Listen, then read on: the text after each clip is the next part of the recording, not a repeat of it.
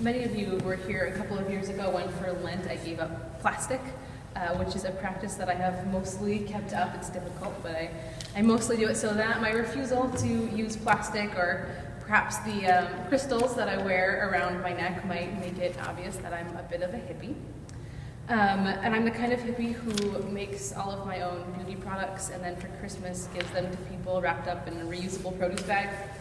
And everyone gets the same gift, everyone gets the same thing. So likeness begets likeness, so it's perhaps no surprise that my person, Lauren, is also a bit of a hippie. But she's the kind of hippie who uses the magic of the earth to help people heal and thrive. So I mostly just kind of guess about what I'm doing and hope that I make the right choices in caring for my body and the earth. But Lauren has extensive knowledge about all of the plants and the herbs of the earth and how they help the human body. So her hippie spirit and witchy ways mean that when I arrived at her house a couple of days ago, with a cold, she had set out for me some potions and oils that were going to help me feel better. And so among all of these healing salves was a bottle of frankincense, which she later rubbed into my feet. So from Lauren, I learned that frankincense is resin that's taken from trees and has some sanctifying properties. And she taught me that when rubbed into the skin, frankincense can help pull out toxins from the body.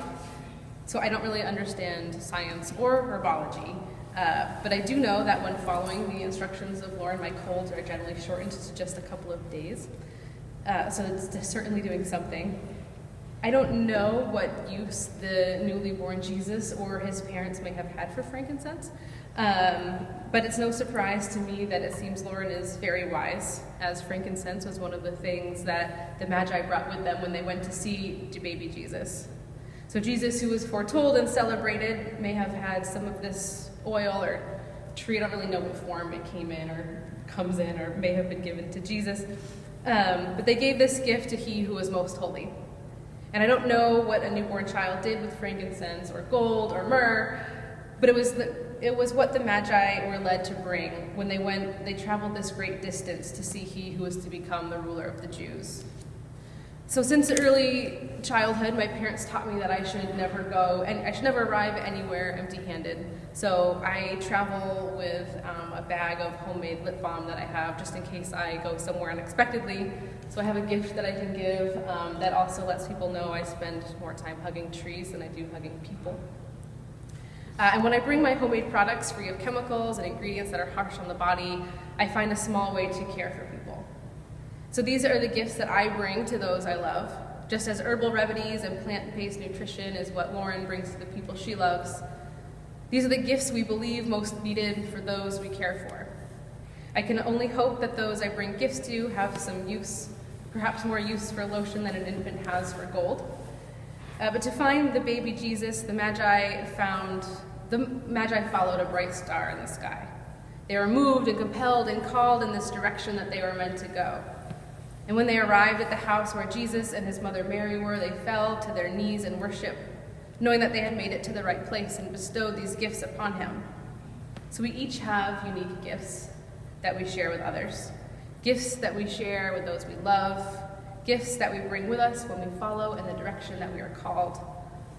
We are each called in different directions, different paths to follow, to serve in the way we might each serve. Discerning this path can be a lifelong process that constantly shifts as we listen and remain open to where it is that we're being led. To discover where we are led and how we might best serve, we can both examine what gifts we have and where we feel ourselves being pulled. So this may mean using one's patience to melt beeswax and remove all of it from the bowl before any of it hardens. So if anyone knows, please, my kitchen bowls need some help. So there was a whispering that I heard as a child that has now become a full-blown shouting, and it calls me to care for the earth, and it calls me to care for my body that is part of the earth, and to spread and grow that care with all of those I meet. I know that I am called. One of what I am called to do is to be a steward of the earth and encourage others to do the same. And I know this. I know that this is my call because of the stirring that I feel within myself. It's a joyful stirring that I feel when I step into the icy flow of a stream or I smell the musk of the underbrush in the forest. But it's also that fiery stirring that I feel when I find that produce is wrapped in unnecessary plastic, because why? But it's this stirring that I feel that tells me that I am on the right path, that the stirring of the Spirit leading me where God would have me go. So as I follow that stir, that fire that's in my belly, the way that the Magi followed the star to Jesus, I consider what gifts that I bring with myself. So in caring for the earth and in caring for the environment, I bring my dedication and my discipline. Because to live free of some of the things that are toxic to my body and to the earth that sustains me, I must carefully consider each product that I purchase and use. And it can be difficult because of the way that convenience has impacted all that we used. Combating this takes some extra effort in all of my buying of goods. So in sharing what I'm passionate about, I have helped others to consider some of the same. My family now lives greener lifestyles, and when I introduced a friend to reusable produce bags, she brought them up at the store that she works in and found that they weren't available, and they got the folks who work there to order these bags, but then also everyone who works there is now fired up to no longer use plastic in their own lives, so it spreads in some way. And those small acts help me to know that I'm on the right path, headed in the direction of my own call, following that bright star ahead of me. My actions are small, and they may make only the slightest difference. Though there is no direction too far or too wide, no direction that is too small when we are following our own calls. Each of our calls are different, each of our gifts are different, and we are all called to care for people in different ways. In small ways and in grand ways. The direction of our calls may be multifaceted, where we are called to work in different areas of life, called to serve our local communities, called to serve our closest friends, called to serve ourselves so that we may better serve others. Serving our own selves and our own needs is an important part of heeding our calls, as it opens up the process of listening and discerning, seeking out the bright star that leads us. Seeking out that bright star is a continual process, one that causes frequent pause and dedication and rededication as that star becomes brighter and more clear. As we start the new year, this is a time that many of us consider where we are headed and how we might get there.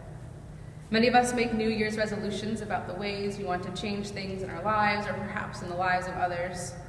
So this year, as we consider those resolutions, may this also be a time for listening and discernment.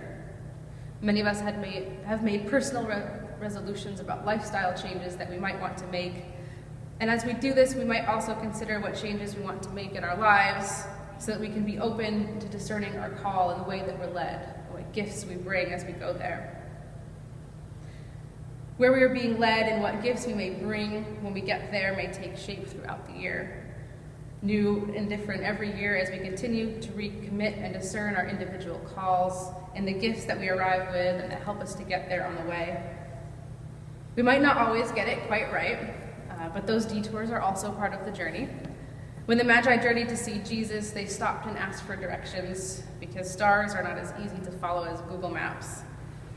Along the way, they stopped to ask King Herod where they could find the one who was to be the ruler of the Jews.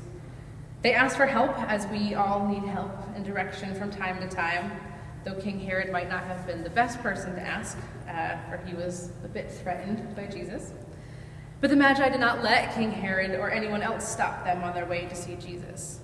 Because when the way becomes clear, we put in every effort we can to follow through to where that star is, knowing also that the star may continue to move in the night sky. The Magi journeyed to see Jesus, whose arrival was foretold, calling on many to rejoice. During this season, we rejoice the coming of Christ, and by considering where it is we are called and what gifts we will bring when we get there. We honor the coming of Jesus, perhaps not by bringing frankincense, or in Lauren's case, by bringing frankincense.